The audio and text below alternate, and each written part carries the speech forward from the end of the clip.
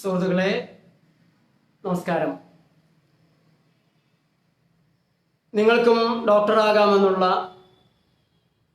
നമ്മുടെ ഈ പ്രഭാഷണ പരമ്പരയിലെ ക്ലാസ്സുകളിൽ വളരെ പ്രധാനപ്പെട്ട ഒരു ഭാഗമാണ് രോഗത്തിൻ്റെ രാഷ്ട്രീയം. രോഗത്തിൻ്റെ പിന്നിലുള്ള മരുന്ന് വിൽപ്പനയുടെയും മറ്റു തരത്തിലുള്ള വംശീയതയുടെയും ദാരിദ്ര്യത്തിൻ്റെയും ഒക്കെ രാഷ്ട്രീയം.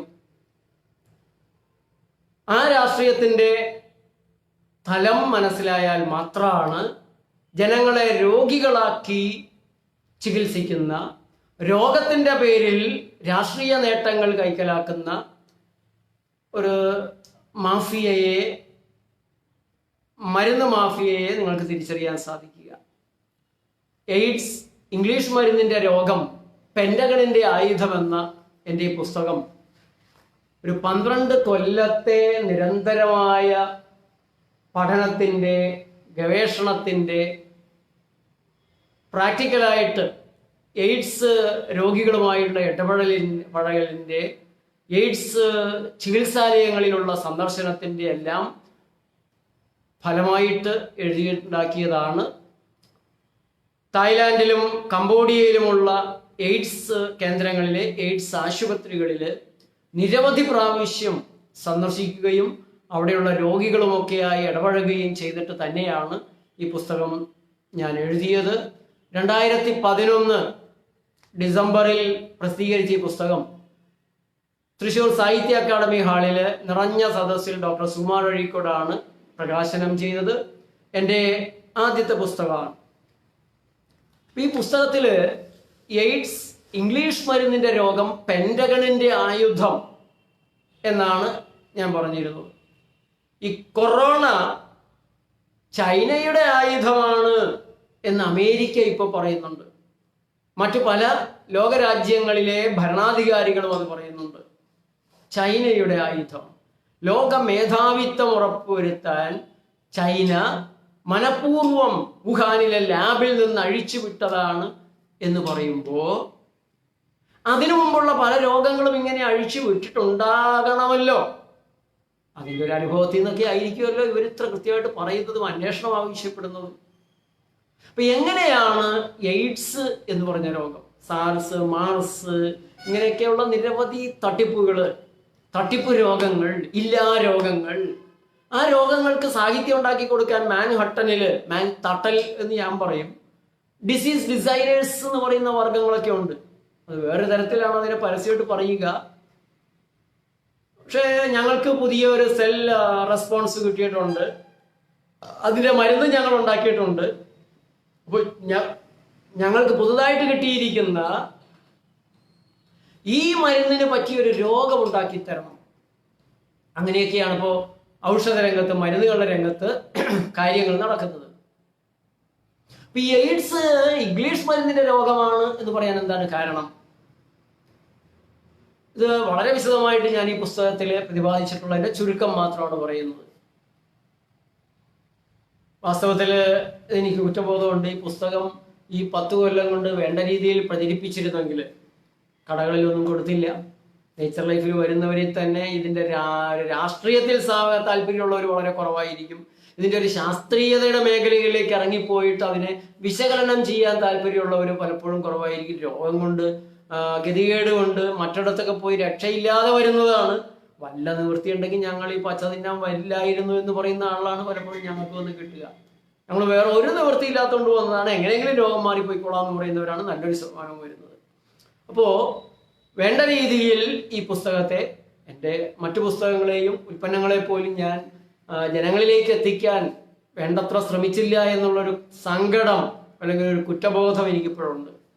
കാരണം കുറെ കൂടെ ഇത് പ്രചരിപ്പിച്ച ആളുകളിൽ എത്തിയിരുന്നെങ്കിൽ, ഈ പുസ്തകമൊക്കെ വായിച്ചിരുന്നെങ്കിൽ ഞാൻ പറയുന്ന കാര്യങ്ങൾ എന്തുകൊണ്ടാണ് എന്ന് കുറച്ചുകൂടെ മനസ്സിലാക്കാൻ പറ്റുമായിരുന്നു. അല്ലെങ്കിൽ മാധ്യമങ്ങളൊക്കെ എന്നെ ഒരു വിഡ്ഢിയായിട്ടും സാമൂഹ്യ വിരുദ്ധനായിട്ടും അശാസ്ത്രീയക്കാരനായിട്ടും ചിത്രീകരിക്കുമ്പോൾ അങ്ങനെ അല്ല എന്ന് പറയാനായിട്ട് കുറച്ച് ആളുകളെങ്കിലും ഉണ്ടാകുമായിരുന്നു എന്ന് എനിക്കിപ്പോൾ തോന്നുന്നുണ്ട്. ഏതായാലും ഇംഗ്ലീഷ് മരുന്നിന്റെ രോഗമാണോ എയ്ഡ്സ്? തീർച്ചയായിട്ടും അതെങ്ങനെയാ അങ്ങനെ പറയാൻ സാധിക്കുക? ഇപ്പോ ഇതിന്റെ ആദ്യത്തെ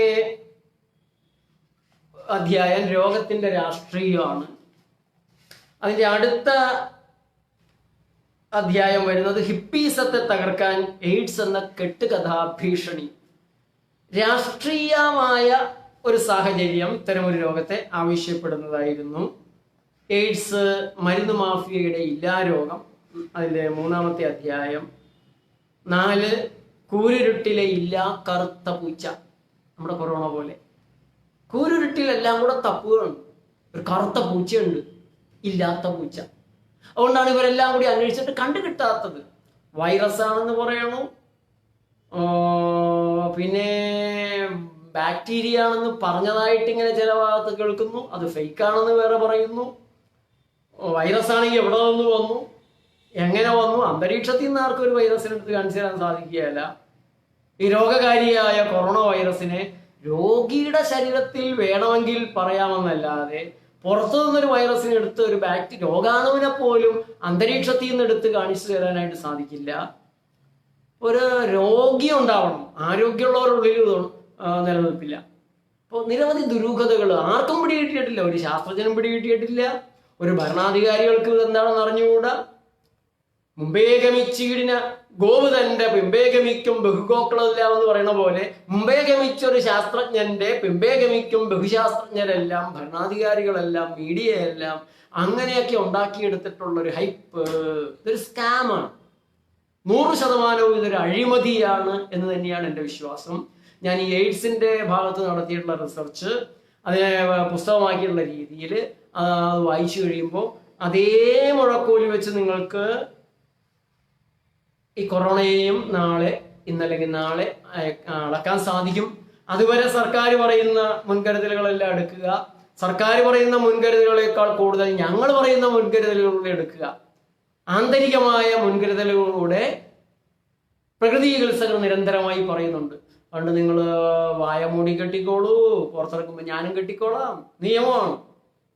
സാനിറ്റൈസർ കൊണ്ട് കൈ കഴുകാൻ പറഞ്ഞാലത്ത് ഞാൻ അങ്ങനെ കൈ കഴുകാറില്ല. അത് വിഷമാണെന്നും ആപത്താണെന്നും അറിയാം. മുഖം മൂടി കെട്ടിയെന്ന് കരുതിയിട്ടൊരു പ്രത്യേക ആപത്ത് വരാനില്ല. നല്ല വലിപ്പമുള്ളത്, അല്ലെങ്കിൽ നിങ്ങളുടെ തന്നെ കാർബൺ ഡൈ ഓക്സൈഡ് നിങ്ങൾ തന്നെ ശ്വസിച്ച് നിങ്ങൾക്ക് ഇല്ലാത്ത കുഴപ്പങ്ങൾ പലതും ഉണ്ടാകാനുള്ള സാധ്യതയുണ്ട്. അതുകൊണ്ട് നല്ല വലിപ്പമുള്ള ശുദ്ധവായു നേരെ ചൊവ്വേ കടക്കുകയും ദുഷിച്ച വായു പുറത്തു പോവുകയും ചെയ്യുന്ന തരത്തിലുള്ള മാസ്കുകളെ നിയമം അനുസരിക്കുന്നിടത്തോളം നിങ്ങൾ വയ്ക്കാവൂ. അവിടെ ഇംഗ്ലീഷ് മരുന്നുകൾ ഉണ്ടാക്കുന്ന രോഗം അക്വയർഡ് ഇമ്മ്യൂണോ ഡെഫിഷ്യൻസി സിൻഡ്രോം എന്നാണ് എയ്ഡ്സിന് അവർ കൊടുത്തിരിക്കുന്ന പേര്, സുന്ദരമാക്കിയ പേര്. ഈ രോഗത്തെ അലങ്കരിച്ച് മനോഹരമായ ഒരു രോഗമാക്കി. ഒരു നവവധുവിനെയും നവവരനെയും അണിയിച്ചൊരുക്കുന്നത് പോലെ ഒരു റിബൺ കൊണ്ട്, മനോഹരമായ ഒരു റിബൺ കൊണ്ട് ചെത്തി മുറിച്ച് കൃത്യമാക്കി ഒരു ആകൃതിയൊക്കെ ഉണ്ടാക്കി, അത് കണ്ടാൽ തന്നെ നിങ്ങൾക്ക് എയ്ഡ്സ് ആണെന്ന് മനസ്സിലാവണം. രോഗത്തെ അണിയിച്ചൊരുക്കി ആകർഷകമാക്കി, പേടിപ്പിക്കുന്ന ഒരു രോഗം, അതേസമയം ആകർഷകമായ ഒരു രോഗം. ആദ്യമായിട്ടാണ് രോഗത്തിന് അങ്ങനെയൊക്കെയുള്ള ചില അലങ്കാര പണികളൊക്കെ വരുന്നത്. ഇങ്ങനെയൊരു പേര് വരുന്നതും ആദ്യമായിട്ടാണ്. അപ്പോൾ അക്വയർഡ് നമ്മൾ ഉണ്ടാക്കിയെടുക്കുന്നതാണ്, സ്വീകരിക്കുന്നതാണ്, വാങ്ങിയെടുക്കുന്നതാണ്. മരുന്നുകടയിൽ നിന്ന്, ആശുപത്രിയിൽ നിന്ന് വാങ്ങിയെടുക്കുന്നതാണ്. അതെങ്ങനെ ഇങ്ങനെ പറയാൻ സാധിക്കുക? ഒരു ശാസ്ത്രീയത ഒക്കെ വേണ്ടേ? ഉണ്ടല്ലോ, ശാസ്ത്രീയത ഉണ്ടല്ലോ. 18A എന്ന് പറഞ്ഞ് മരുന്നുകളുടെ ചാർട്ടിൽ ഇമ്മ്യൂണോ സപ്രസൻസ് എന്ന് പറയുന്ന മരുന്നുകളുണ്ട്. ഇമ്മ്യൂണോ സപ്രസൻസ് എന്താണ് അതിന്റെ അർത്ഥം? നിങ്ങളുടെ ഇമ്മ്യൂണിറ്റിയെ തകർക്കുന്ന, താഴ്ത്തുന്ന, കുറയ്ക്കുന്ന, ഇല്ലാതാക്കുന്ന മരുന്നുകൾ ഉണ്ടല്ലോ. ഇംഗ്ലീഷ് പടിഞ്ഞാറൻ മരുന്നുകളില്, സായിപ്പിന്റെ മരുന്നുകളില്, അധിനിവേശ വൈദ്യത്തിന്റെ മരുന്നുകളിൽ മനുഷ്യന്റെ രോഗപ്രതിരോധ ശക്തിയെ ഇല്ലാതാക്കുന്ന, കുറയ്ക്കുന്ന, അടിമപ്പെടുത്തുന്ന, സപ്രസ് ചെയ്യുന്ന ഇമ്മ്യൂണോ സപ്രസുകളുണ്ടോ? ഉണ്ട്. ആ മരുന്നുകൾ കഴിക്കുന്ന ആളുകൾക്ക് എന്തൊക്കെയാ സംഭവിക്കുക? അസാധ്യോപ്രായം തുടങ്ങിയുള്ള കുറേ മരുന്നുകൾ അവരുടെ രോഗപ്രതിരോധ ശേഷി, ആരോഗ്യം, ഉന്മേഷം, ഇതെല്ലാം താഴെ പോകും. അങ്ങനെ വരുമ്പോ ഏത് രോഗവും വന്നു കയറും, എല്ലാ രോഗങ്ങളും വന്നു ചേരും. അതാണ് അക്വയേർഡ് ഇമ്മ്യൂണോ ഡെഫിഷ്യൻസി സിൻഡ്രോം. കാര്യം മനസ്സിലാകുന്നുണ്ടോ? രോഗവും അവരുണ്ടാക്കുന്നു, മരുന്നും അവർ തരുന്നു. അവരുടെ മരുന്നുകൾ ഉണ്ടാക്കുന്ന രോഗം പുതിയ രോഗങ്ങളായിരിക്കും, പുതിയ ലക്ഷണങ്ങളായിരിക്കും. എയ്ഡ്സ് ഇംഗ്ലീഷ് മരുന്നുകൾ ഉണ്ടാക്കുന്ന രോഗമാണ്. വെറും പാരാസെറ്റമോളിന് എയ്ഡ്സിലേക്ക് എത്തിക്കാൻ സാധിക്കും. NSAID മരുന്നുകൾ, non steroidal and anti inflammatory drugs, നമ്മുടെ അന്നനാളത്തിന്റെ ആമാശയത്തിന്റെ കുടലുകളുടെ ആവരണ സംരക്ഷണ ഭിത്തികൾ അത് മഴയത്ത് മണ്ണൊലിക്കുന്ന പോലെ ഒലിപ്പിച്ചു കളയുന്നവയാണ്, അൾസർ ഉണ്ടാക്കുന്നവയാണ്, കരളിന് കേടുണ്ടാക്കുന്നവയാണ്, കോശങ്ങളിൽ ഉണ്ടാകുന്ന പ്രോസ്റ്റാഗ്ലാൻഡിൻസിന്റെ സ്രവത്തെ പ്രൊഡക്ഷനെ താറുമാറാക്കുന്നവയാണ്. പ്രോസ്റ്റാഗ്ലാൻഡിൻസിന്റെ സ്രവങ്ങൾ താറുമാറായാൽ നിങ്ങളുടെ BP കൂടി എന്ന് വരും, ദഹനം തകരാറില്ല എന്ന് വരും, മൊത്തം ശരീരത്തിന്റെ പ്രവർത്തനങ്ങൾ, മെറ്റബോളിക് ഫങ്ഷൻ ഇതെല്ലാം തകരാറിലാകാം. എന്ന് വെച്ചാൽ നിങ്ങളുടെ ആരോഗ്യം ക്ഷയിക്കാം, നിങ്ങൾക്ക് എയ്ഡ്സ് പോലുള്ള ആരോഗ്യ തകർച്ച ഉണ്ടാകാം. അപ്പോൾ ഇത് തുടങ്ങി സ്റ്റിറോയിഡ്സ് തുടങ്ങിയിട്ടുള്ള നിരവധി മരുന്നുകൾ, ഈ കുഴപ്പങ്ങൾ, ആ മരുന്നുകളെല്ലാം കൂടെ കഴിക്കുമ്പോഴോ 5-8 മരുന്നുകൾ ഒന്നിച്ചു കഴിക്കുമ്പോഴോ മരുന്നുകളുടെ ഇന്ററാക്ഷൻ അതും ഇത്തരത്തിലുള്ള കുഴപ്പങ്ങൾ ഉണ്ടാക്കാം. അപ്പൊ എയ്ഡ്സ് എന്ന് പറഞ്ഞാൽ അത് ആഫ്രിക്കയിലെ ചിമ്പാൻസിയിൽ ഉണ്ടായതാണെന്ന് അവര് അങ്ങനെയൊക്കെ ഉണ്ട്. ആഫ്രിക്കൻ വനാന്തരങ്ങളിൽ വിഹരിച്ചിരുന്ന ഒരു ചിമ്പാൻസിക്കാണ് ആദ്യമായിട്ട് എയ്ഡ്സ് ഉണ്ടായത്. ശാസ്ത്രീയമായ കഥയാണ്. എങ്ങനെയാ ശാസ്ത്രീയമായ നുണക്കഥയാണെന്ന രീതി പറയുക? എന്ത് തെളിവുണ്ട് നിങ്ങൾക്ക്? അവിടെയാണ് എനിക്ക് ശാസ്ത്രജ്ഞന്മാരോട് ചില ചോദ്യങ്ങളുള്ളത്. ഈ പുസ്തകം ഉന്നയിക്കുന്ന ചോദ്യം AK-47 തുമ്പത്ത് കോണ്ടം കെട്ടി തൂക്കിയതാണ് ഇതിന്റെ ചിത്രം. തൃശ്ശൂരിലെ വിനയലാല്, ക്രിയ ഡിസൈൻസിലെ വിനയലാല് സുന്ദരമായി ഡിസൈൻ ചെയ്ത ഒരു പുസ്തകമാണ്. ഇതിന്റെ പിന്നിൽ സെക്സ് ഇൻഡസ്ട്രി ഉണ്ട്, മെഡിക്കൽ ഇൻഡസ്ട്രി ഉണ്ട്, ഗ്ലോബൽ ഡീപോപ്പുലേഷൻ അജണ്ടയുണ്ട്, നിരവധി സ്ഥാപിത താല്പര്യങ്ങൾ ഇതിന്റെ പിന്നിലുണ്ട്. അപ്പോ നമ്മളോട് അവർ പറഞ്ഞു ആഫ്രിക്കൻ വനാന്തരങ്ങളിലെ ചിമ്പാൻസിയിലാണ് ആദ്യമായിട്ട് എയ്ഡ്സ് ഉണ്ടായത്. ആ ചിമ്പാൻസി അവർ നമുക്ക് കാണിച്ചു തന്നു. ആ ചിമ്പാൻസിക്ക് ഒരു പേരും അവർ കൊടുത്തു, മരിയ ചിമ്പാൻസി. ഈ ശാസ്ത്രീയമെന്ന് വിളിക്കപ്പെടുന്ന സായിപ്പിന്റെ ചികിത്സ ക്രിസ്ത്യൻ സങ്കല്പങ്ങളോട് ചേർന്നാണ് എപ്പോഴും നമ്മുടെ മുമ്പിൽ വരിക. പള്ളിയിലച്ഛൻ്റെ വേഷവിധാനങ്ങളുണ്ട്, ഞങ്ങൾ ബിഷപ്പുമാരൊക്കെ അണിയുന്ന. അതുപോലെ ഡോക്ടർമാരും അതേ പാതയിൽ തന്നെയാണ്. ഡോക്ടർക്കും ചില പ്രത്യേക വേഷഭൂഷാദികളുണ്ട്. രോഗിക്ക് മനസ്സിലാക്കാൻ പ്രയാസമുള്ള ഭാഷയാണ് ഡോക്ടർമാർ ഉപയോഗിക്കുക. ഞങ്ങളുടെ പള്ളിയിലെ അച്ഛന്മാർക്കും അങ്ങനെ ചിലതൊക്കെ ഉണ്ട്. പാസ്തനമസ്തേ ആമീൻ എന്ന് പറയും. നിരവധി മുമ്പാണെങ്കിൽ ഞങ്ങളുടെ കുർബാന പോലും ലാറ്റിനിലായിരുന്നു, സിറിയനിലായിരുന്നു. കേൾക്കുന്നവർ അങ്ങനെ അധികം മനസ്സിലാക്കാൻ പാടില്ല. അങ്ങനെ മനസ്സിലായി കഴിഞ്ഞാൽ, ശൂദ്രന് മനസ്സിലായി കഴിഞ്ഞാൽ കാര്യങ്ങൾ നടക്കുകയല്ല. ഇപ്പോൾ ഡോക്ടർമാർക്കും അങ്ങനെയുള്ള ചില ഭാഷകളൊക്കെ ഉണ്ട്.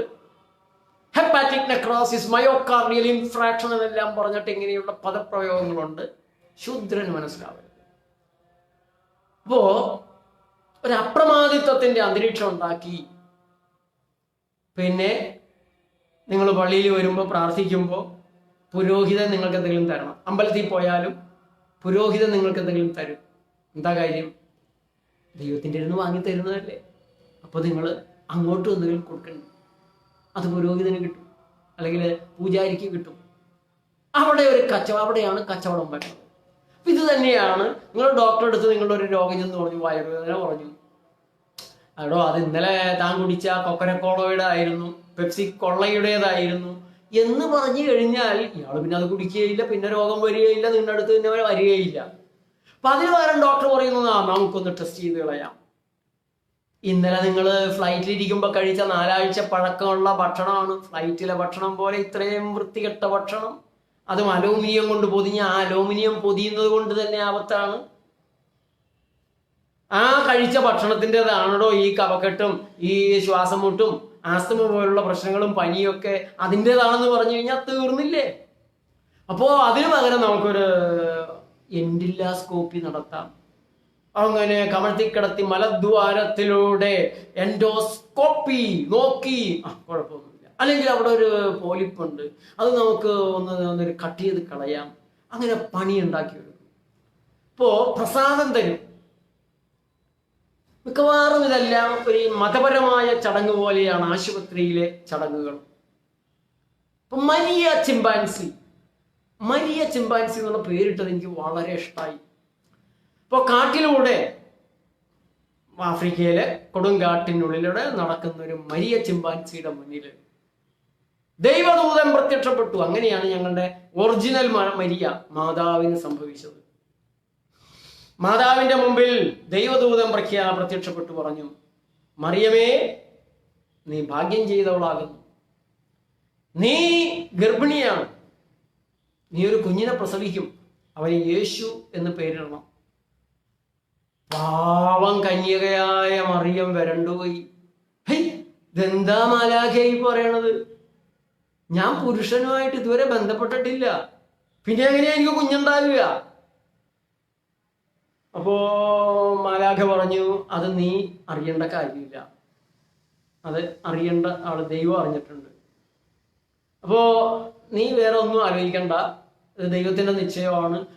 ദൈവത്തിന്റെ നിശ്ചയം എന്ന് പറഞ്ഞപ്പോ മറിയം പിന്നെ ദാസി, ഇതാ അങ്ങയുടെ ദാസി, കർത്താവിന്റെ ദാസി, ഞാൻ അങ്ങ് പറയണ പോലെ തന്നെ നടന്നോട്ടെ, അങ്ങനെ ഉദാരമായിട്ട് തന്നെ വിനയത്തോടെ സ്വീകരിച്ചു എന്നുള്ളതാണ്. അപ്പൊ ഇവിടെ ദൈവദൂതൻ പ്രത്യക്ഷപ്പെട്ട് നമ്മുടെ ബഹുമാനപ്പെട്ട മരിയ ചിമ്പാൻസിയോടും പറഞ്ഞു, ചിമ്പാൻസി, നിന്റെ പേര് മരിയ ചിമ്പാൻസി എന്നാണ്, നീ പ്രത്യേകമായി തെരഞ്ഞെടുക്കപ്പെട്ടിരിക്കുന്നു, ഭാഗ്യവാനാണ് നീ, അല്ല ഭാഗ്യവതിയാണ് നീ, നിനക്കൊരു പുതിയ രോഗം ഉണ്ടായിരിക്കുന്നു. നിന്റെ ഈ രോഗം നീയുമായി ലൈംഗിക ബന്ധത്തിൽ ഏർപ്പെടുന്നവർക്കും നിന്റെ രക്തം സ്വീകരിക്കുന്നവരിലേക്കും പകരും. അവരിൽ നിന്ന് പകർന്ന് ചതുരംഗക്കള വേഗതയിൽ പകർന്ന് ലോകത്തെ മനുഷ്യവംശം മുഴുവൻ നശിക്കാൻ പോകും. അങ്ങനെ മാതാവ്, നമ്മുടെ മാലാഖ മറിഞ്ഞു കളഞ്ഞു. മാലാഖയും ദൈവവും ഉദ്ദേശിച്ച പോലെയല്ല നടന്നത്. കർത്താവിൽ ദൈവത്തിന്റെ ദാസി എന്ന് പറഞ്ഞ് മറിയം അത് സ്വീകരിച്ചു. പക്ഷെ നമ്മുടെ ചിമ്പാൻസിക്ക് അത് അങ്ങനെ സ്വീകരിക്കാൻ പറ്റിയില്ല. മൃഗല്ലേ, മനുഷ്യന്റെ അത്രയും വിവേകമുണ്ടോ? ചിമ്പാൻസിക്ക് ഓണും വേണ്ട, ഉറക്കവും ഇല്ല, കാട്ടിൽ ഇങ്ങനെ തിരിഞ്ഞും മറിഞ്ഞും കിടക്കുകയാണ്, ഉറക്കമില്ലാണ്ട്. ഞാൻ കാരണം മനുഷ്യവംശം ഇങ്ങനെ നശിക്കുമല്ലോ ഈശ്വരാന്ന് ഓർത്തിട്ട് വെള്ളം ഇറങ്ങണില്ല. പിന്നെ ചിമ്പാൻസി ഒരു തീരുമാനം കൊണ്ടെടുത്തു. നേരെ ആഫ്രിക്കയിലെ അമേരിക്കൻ എംബസി പോയിട്ട് വിസയ്ക്ക് അങ്ങോട്ട് അപേക്ഷിച്ചു. ആദ്യത്തെ ഇന്റർവ്യൂ തന്നെ വിസ കിട്ടി. 4 പ്രാവശ്യം ഞാൻ പോയിട്ട് എനിക്ക് കിട്ടാത്ത വിസ ചിമ്പാൻസിക്ക് ഒറ്റ പ്രാവശ്യം കിട്ടി. ഞാൻ ചെന്നപ്പോഴൊക്കെ അമേരിക്കൻ എംബസിലെ കോൺസുലേറ്റിലെ സായിപ്പി പറഞ്ഞു, you are not rich enough, നിങ്ങളെ സമ്പന്നനല്ല, you may marry and settle there, നീ അവിടെ പോയാൽ കല്യാണം കഴിച്ച് അവിടെ തന്നെ കൂടുമെന്ന് പറഞ്ഞു. അങ്ങനെ വിസ തന്നില്ല. അങ്ങനെ ദരിദ്രനെയും അവിവാഹിതരായ മനുഷ്യരെയൊക്കെ അവമാനിച്ചതിന്റെ പേരിൽ അമേരിക്കൻ കോൺസുലേറ്റ്, മദ്രാസിലെ അമേരിക്കൻ കോൺസുലേറ്റിന് മുമ്പിൽ 24 മണിക്കൂർ കുത്തിയിരുന്ന് ഉപവസിച്ചു ഞാൻ. പോലീസൊക്കെ അറസ്റ്റ് ചെയ്ത് 10-30 പോലീസ് വണ്ടിയൊക്കെ വന്ന്, അത് വേറൊരു കഥയാണ്, അതവിടെ നിൽക്കട്ടെ. അപ്പൊ ഏതായാലും നമ്മുടെ ബഹുമാനപ്പെട്ട മരിയ ചിമ്പാൻസിക്ക് വിസ കിട്ടി. തെണ്ടി പിരിച്ച് പാൻ അമേരിക്കൻ ഫ്ലൈറ്റിൽ ഒരു സീറ്റ് വാങ്ങി, ടിക്കറ്റ് വാങ്ങി. അങ്ങനെ നമ്മുടെ ബഹുമാനപ്പെട്ട മരിയ ചിമ്പാൻസി അമേരിക്കക്ക് പോയി. അവിടെ ന്യൂയോർക്കിലെ എയർപോർട്ടിൽ ചെന്നിറങ്ങിയിട്ട് പുറത്ത് കണ്ട ചെറിയ പെട്ടിക്കടകളിൽ ചോദിച്ചു. പെട്ടിക്കടക്കാർക്ക് ആളുകളെയൊക്കെ അവിടെയൊക്കെ എവിടെയൊക്കെ താമസിക്കുന്നത് നന്നായിട്ട് അറിയാമല്ലോ. അപ്പോൾ ഏറ്റവും നല്ല ശാസ്ത്രജ്ഞൻ എവിടെയാണെന്നൊക്കെ ചോദിച്ചപ്പോൾ പെട്ടിക്കടക്കാർ വഴി പറഞ്ഞു കൊടുത്തു. അങ്ങനെ നടന്ന് വാതിലിൽ ചെന്ന് മുട്ടി, ശാസ്ത്രജ്ഞന്റെ വാതിലിൽ ചെന്ന് മുട്ടി. ശാസ്ത്രജ്ഞൻ വാതിലോർന്ന് നോക്കിയപ്പോ ഒരു ചിമ്പാൻസി. ഇതെന്താ ചിമ്പാൻസി, നീ ആരാ? അപ്പൊ ചിമ്പാൻസി പറഞ്ഞു, അല്ലയോ ശാസ്ത്രജ്ഞൻ മഹാനുഭാവ, ഞാൻ ആഫ്രിക്കൻ കാടുകളിൽ നിന്ന് വരുന്ന ഒരു ചിമ്പാൻസിയാണ്. എൻ്റെ പേര് മരിയ എന്നാണ്. എനിക്കൊരു പുതിയ രോഗം ഉണ്ടായിരിക്കുകയാണ്. അത് ഞാനുമായി ലൈംഗിക ബന്ധം പുലർത്തുന്നവർക്കും എൻ്റെ രക്തം സ്വീകരിക്കുന്നവർക്കും പകരും. അങ്ങനെ മനുഷ്യവംശം മുഴുവൻ ചത്തുപോകും. അതുകൊണ്ട് ഈ മാരക രോഗത്തിൽ നിന്ന് മനുഷ്യരാശിയെ രക്ഷിക്കാൻ നീ എന്നെ സ്വീകരിച്ചാലും ഒരു പരീക്ഷണ വസ്തുവാക്കിയാലും. അങ്ങനെയാണ് അമേരിക്കൻ ശാസ്ത്രജ്ഞന്മാർക്ക് ഒരു പുതിയ രോഗത്തിന്റെ തിരുപ്പിറവി ഉണ്ടായിരിക്കുന്നു എന്നും അത് ഈ വലിയ ചിമ്പാൻസിക്കാണെന്നും ഒക്കെ മനസ്സിലായത്. അല്ലാതെ പിന്നെ എങ്ങനെ മനസ്സിലായേ? കബഡി നിരത്തി നോക്കിയോ? താമ്പൂല പ്രശ്നം വെച്ചോ? പുതിയ രോഗത്തിന്റെ ഈ കള്ളത്തരം ഇവിടെ നമുക്ക് തിരിച്ചറിയാൻ സാധിക്കും. എയ്ഡ്സിനെ പോലെ ഒരു പുതിയ രോഗം, അതും ലൈംഗികതയിൽ നിന്ന്, ലൈംഗിക പ്രക്രിയയിൽ നിന്ന് ഉടലെടുക്കുന്ന ഒരു രോഗത്തിന്റെ ആവശ്യകത ആ സമൂഹത്തിൽ, അന്നത്തെ സമൂഹത്തിൽ ഉണ്ടായിരുന്നു എന്നുള്ളൊരു കാര്യം കൂടെ നിങ്ങൾ അടിവരയിട്ട് കാണണം. അതും എൻ്റെ പുസ്തകത്തിൽ ഞാൻ പറയുന്നുണ്ട്.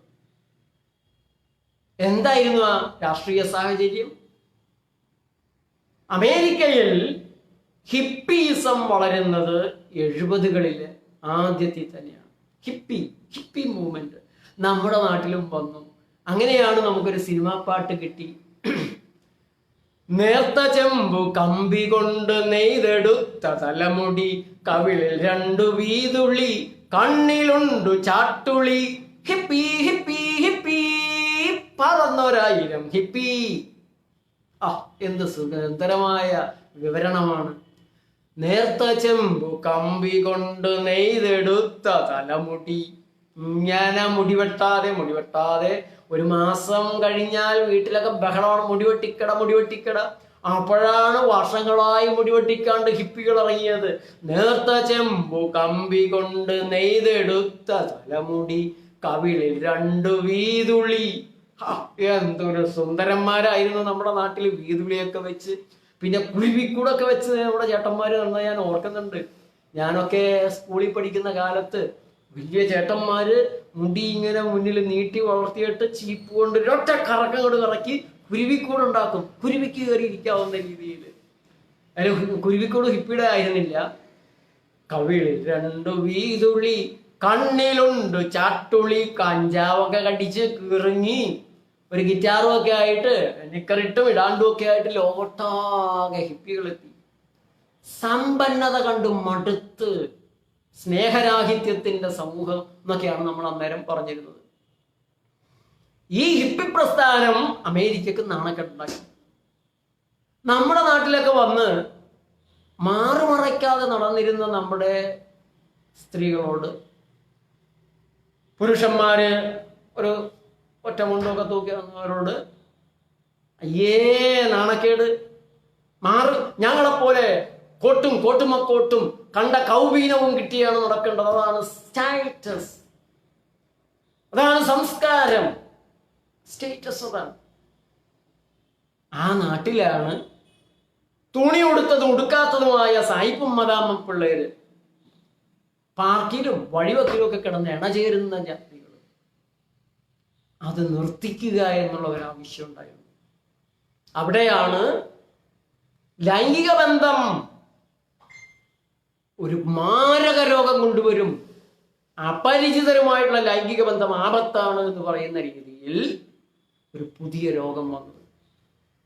നമ്മുടെ അമ്പലക്കാളയ്ക്കും തെരുവിലെ നായ്ക്കൾക്കും വരാത്തൊരു രോഗം, ദേവദാസികൾക്ക് കണ്ടിട്ടില്ലാത്തൊരു രോഗം, ബോംബെയിലെ ചുവന്ന തെരുവുകളിൽ അത്രയും കാലം ഇല്ലാതിരുന്നൊരു രോഗം. ഏതായാലും ആകെ ലോകം വിരണ്ടു. കോടികൾ ചെലവഴിച്ചാണ് എയ്ഡ്സ് എന്ന രോഗത്തിന്റെ സ്ഥാപനവൽക്കരണം അവർ നടത്തിയത്. മരുന്നില്ല, വാക്സിൻ ഇല്ല, വന്നാൽ ചത്തത് തന്നെയാണ്. അങ്ങനെ മെലിഞ്ഞുണങ്ങി ചത്ത കുറെ പേരുടെ ചിത്രങ്ങളെല്ലാം കാണിച്ച് അവരോടൊപ്പം സെലിബ്രിറ്റികൾ പോയി നിൽക്കുന്നതും കൂടെ കാണിച്ച്, ചില സെലിബ്രിറ്റികൾ ഞാനൊരു HIV പേഷ്യൻ്റ് ആണ്, എയ്ഡ്സ് പേഷ്യൻ്റ് ആണ് എന്ന് പറഞ്ഞ് ലോകത്തെ ഞെട്ടിച്ചുകൊണ്ട് എയ്ഡ്സിന്റെ മാർക്കറ്റിംഗ് നടത്തി. രോഗത്തിന്റെ മാർക്കറ്റിംഗ്. ഇത് ആ 80കളുടെ ആദ്യത്തില് നിങ്ങൾക്ക് ആ സമയത്ത് ശരിയായിട്ട് കാര്യങ്ങളെ കണ്ടിട്ടുള്ള ആളുകൾക്ക്, മനസ്സിലാക്കിയിട്ടുള്ളവർക്ക് തിരിച്ചറിയാൻ സാധിക്കും. എയ്ഡ്സ് പകരുന്നത് എങ്ങനെയൊക്കെയാണ്? ലൈംഗിക ബന്ധത്തിലൂടെ, രക്തം ദാനം ചെയ്യുന്നതിലൂടെ, ഇഞ്ചക്ഷനിലൂടെ, പിന്നെ അമ്മയിൽ നിന്ന് കുഞ്ഞിലേക്ക് 4 വഴിക്കാണ് പകരുക. ഇഞ്ചക്ഷന്റെ സൂചിയിലൂടെ പകരും, പക്ഷെ കൊതുക് കുത്തിയാൽ പകരില്ല. നുണക്കഥകൾ ഉണ്ടാക്കുമ്പോ, തിരക്കഥകൾ എഴുതുമ്പോ ഇങ്ങനെയുള്ള ചില അപാകതകൾ വന്നു പോകും. കൊതുക് കുത്തിയാൽ പകരുന്നതായിരുന്നു എയ്ഡ്സ് എന്നെങ്ങാനും പറഞ്ഞിരുന്നെങ്കിൽ, അങ്ങനെയാണെങ്കിൽ ഇത്രയും കാലം ഉണ്ടാവാഞ്ഞത് എന്താണെന്നൊക്കെ ചോദിച്ചുള്ള ചോദ്യങ്ങൾ പലതും വരുമായിരുന്നു. ഇപ്പോ ഈ ചിമ്പാൻസിയുമായിട്ട് ആര് രക്തം കൈമാറി, ആര് ലൈംഗിക ബന്ധത്തിൽ ഏർപ്പെട്ടു എന്നുള്ള ചോദ്യങ്ങൾക്ക് പുറമെ മയക്കുമരുന്ന് കുത്തിവെച്ചവർക്ക്, വേശ്യകൾക്ക് ഈ രോഗം, അതിനും ഉത്തരവുണ്ട്. 1-2 ചാപ്റ്റർ അത് തന്നെയുണ്ട്. ഈ മയക്കുമരുന്ന് കുത്തുന്ന ആളുകൾക്ക് ഉണ്ടാകുന്ന രോഗമാണ് എയ്ഡ്സ്. അത് ഈ സൂചി, കുത്തുന്ന സൂചി ഷെയർ ചെയ്യുന്നത് കൊണ്ടാണ്. ഒരാളെ കുത്തിയത് ഉടനെ തന്നെ വേറൊരാളെ കുത്തുന്നു.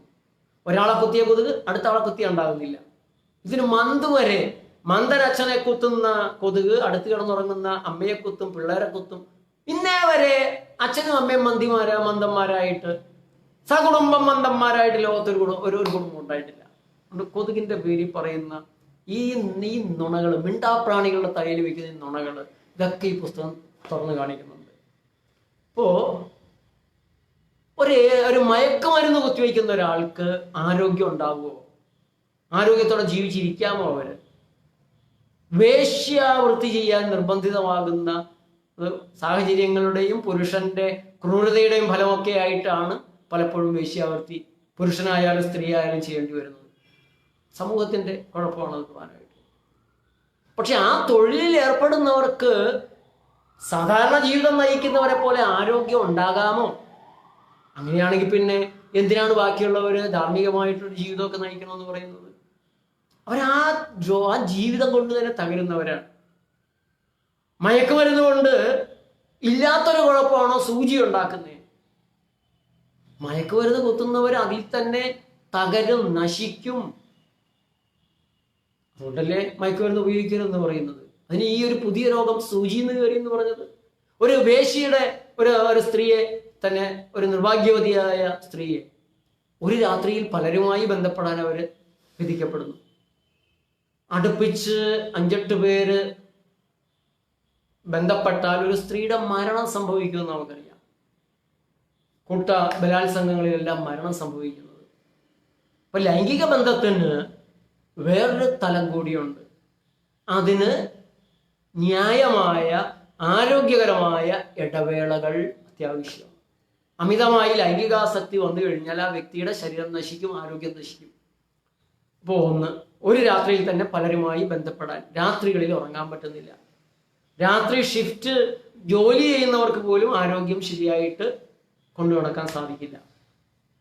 മറ്റൊരു കാരണം, ഇവര് കിട്ടുന്ന ഭക്ഷണമൊക്കെ കഴിക്കാൻ വിധിക്കപ്പെടുന്നവരാണ്. ആരോഗ്യകരമായ ഒരു ഭക്ഷണം കഴിക്കണമെന്ന് എഴുതിയിട്ട് കാര്യമില്ല.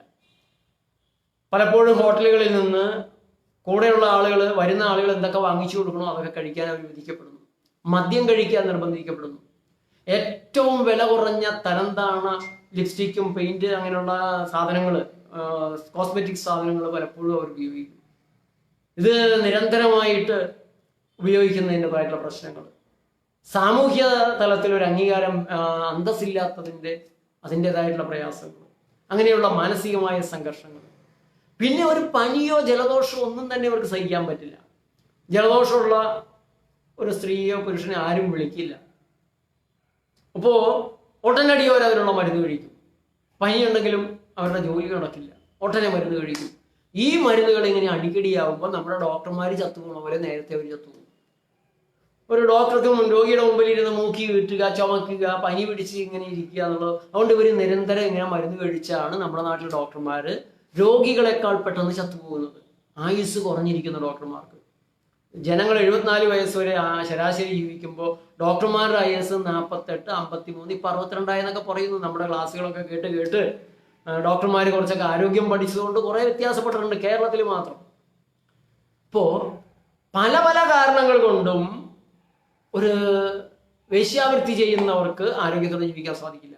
സ്ത്രീകളുടെ കാര്യത്തിലാണെങ്കിൽ പീരീഡ്സ് അവർക്കൊരു ശല്യമാണ്. അത് നീട്ടിവെക്കാനായിട്ട് ഇല്ലാതാക്കാനൊക്കെ അവർ മരുന്ന് കഴിക്കും. അതോടെ ആ സ്ത്രീയുടെ താളം, ശരീരത്തിന്റെ താളം തെറ്റും.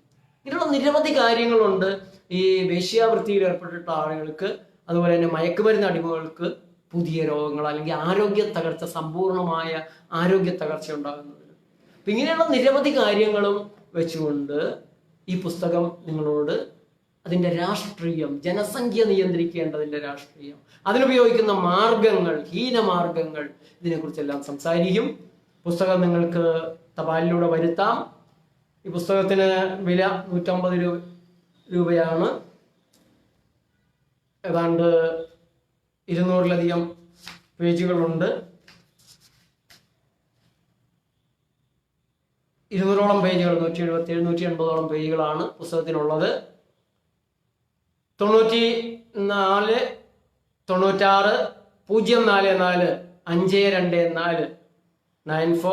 96 044 524 9496 044 500 ഈ നമ്പറിൽ 500 അല്ല 524 ഈ നമ്പറിൽ വിളിച്ചു കഴിഞ്ഞാൽ ശ്രീ ഉണ്ണി നിങ്ങൾക്ക് പുസ്തകം അയച്ചു തരാനുള്ള ഏർപ്പാടുകൾ ചെയ്യും. ഒരു SMS അയച്ചോളൂ നിങ്ങളുടെ അഡ്രസ്സ് ഈ നമ്പറിലേക്ക്. അതേപോലെ നേച്ചർ ലൈഫ് TV യൂട്യൂബ് ചാനലിലേക്ക് നിങ്ങൾക്ക് ഇതിനു മുമ്പുള്ള 75ഓളം ക്ലാസ്സുകൾ കാണാം. കോവിഡിനെ കുറിച്ച് പ്രത്യേകമായി ചെയ്തിട്ടുള്ള 10-15 വീഡിയോകൾ വേറെയുണ്ട്. ദയവായിട്ട് അതെല്ലാം ഒന്ന് കാണുക, കാര്യങ്ങൾ മനസ്സിലാക്കുക. കഴിയുന്നത്ര നിങ്ങൾ സുഹൃത്തുക്കളുമായി പങ്കിടുക. നേച്ചർ ലൈഫ് TV സബ്സ്ക്രൈബ് ചെയ്യാനും ബെൽ ബട്ടൺ അമർത്താനും മറക്കരുത്. കഴിയുന്നത്ര സുഹൃത്തുക്കളോട് കാണാൻ പറയാൻ മറക്കരുത്. ഒരു പ്രകൃതി ചികിത്സകൻ പോലും, ഒരു യോഗാഭ്യാസി പോലും, പ്രകൃതി ചികിത്സ ഒരുവിധമെങ്കിലും പിന്തുടരുന്ന ഒരാൾ പോലും ലോകത്തൊരിടത്തും കൊറോണയുടെ കെണിയിൽപ്പെട്ടിട്ടില്ല. വിയറ്റ്നാമിൽ നിന്ന് ഇന്ന് ഞാൻ രാവിലെ ചെയ്ത വീഡിയോയ്ക്ക് ലൈവ് ഒരു പെൺകുട്ടി, ആ പെൺകുട്ടി ഇത് മനസ്സിലാക്കാൻ പറ്റുന്നില്ല ടീച്ചർ എന്ന് പറഞ്ഞിട്ട് സങ്കടം എഴുതി. അപ്പൊ ഞാൻ ആ പെൺകുട്ടിയോട് എങ്ങനെയൊക്കെ ഉണ്ടെന്ന് ചോദിച്ചിട്ട് നമ്മുടെ ഗ്രൂപ്പ്, വിയറ്റ്നാമിലെ ഗ്രൂപ്പ് എങ്ങനെയുണ്ട് എന്ന് ചോദിച്ചു. നമ്മുടെ ഗ്രൂപ്പിൽ എല്ലാവരും സന്തോഷമായിട്ടിരിക്കുന്നു, ടീച്ചർ ഇനിയും വരുന്നത് എന്നാണെന്നാണ് അന്വേഷിക്കുന്നത് എന്നുള്ള മറുപടി വന്നിട്ടുണ്ട്. വിയറ്റ്നാമിലും കംബോഡിയയിലും ലാവോസിലും മ്യാൻമാറിലും തായ്ലാൻഡിലും സിംഗപ്പൂരിലും സ്വിറ്റ്സർലാൻഡിലും ഓസ്ട്രേലിയയിലും ഗൾഫിലും ശ്രീലങ്കയിലും ഇന്തോനേഷ്യയിലും മലേഷ്യയിലും ബംഗ്ലാദേശിലും ഒക്കെയായി നമ്മൾ ക്യാമ്പുകൾ നടത്തി അതിൽ പങ്കെടുത്തിട്ടുള്ള നിരവധി പേരുണ്ട്. തായ്ലാൻഡിൽ 3 മാസം കൂടുമ്പോൾ 10-16 കൊല്ലമായിട്ട് ഞാൻ ക്യാമ്പുകൾ നടത്തുന്നതാണ്. ഒരാൾക്കെങ്കിലും ഈ കോവിഡ് വന്നില്ലല്ലോ, ഒരാൾക്ക് പോലും വന്നില്ലല്ലോ. അഭിമാനമുണ്ട്. പ്രകൃതി രീതികൾ കൃത്യമായി പാലിക്കുക പ്രയാസമായിരിക്കും, പക്ഷെ കഴിയുന്നത്ര ആവശ്യത്തിനനുസരിച്ച്, ശരീരത്തിന്റെ ആവശ്യത്തിനനുസരിച്ച് എങ്കിലും പാലിക്കുന്നവർക്ക് രോഗങ്ങളേ ഉണ്ടാകുന്നില്ല. ഇത്തരത്തിലുള്ള തട്ടിപ്പ് രോഗങ്ങൾ പിന്നെ പിടിക്കുന്ന പ്രശ്നമില്ലല്ലോ. അതുകൊണ്ട് സുഹൃത്തുക്കളെ, പ്രകൃതി രീതികളിലേക്ക് വരിക. ശരീരത്തിന്റെ നിയമങ്ങളെ, പ്രകൃതിയുടെ നിയമങ്ങളെ, ആരോഗ്യത്തിന്റെ നിയമങ്ങളെ പാലിച്ചുകൊണ്ട് ആഹ്ലാദത്തോടെ, ആനന്ദത്തോടെ, ഉണർവോടെ, ഉന്മേഷത്തോടെ, ഉത്സാഹത്തോടെ ജീവിക്കുക. രോഗങ്ങളില്ലാതെ ജീവിക്കുക. നിങ്ങൾ ഡോക്ടറാകുക. ആദ്യം നിങ്ങളുടെ ഡോക്ടർ, പിന്നീട് നിങ്ങളുടെ കുടുംബത്തിന്റെ ഡോക്ടർ. അമ്മയും അച്ഛനുമാണ് ഡോക്ടർ. ആഹാരമാണ് ഔഷധം. അടുക്കളയാണ് ആശുപത്രി. സുഹൃത്തുക്കളെ, എല്ലാവർക്കും രോഗങ്ങളില്ലാത്ത ആരോഗ്യത്തിന്റെ ആനന്ദം തുളുമ്പുന്ന ജീവിതം, അതാണ് നേച്ചർ ലൈഫിന്റെ സ്വപ്നം. അതിനാണ് ഞങ്ങളുടെ പ്രവർത്തനം. നിങ്ങളുടെ എല്ലാവിധത്തിലുള്ള സഹായ സഹകരണങ്ങളും പിന്തുണയും ഉണ്ട് എന്നറിയാം. സ്വാഗതം. നന്ദി. നമസ്കാരം.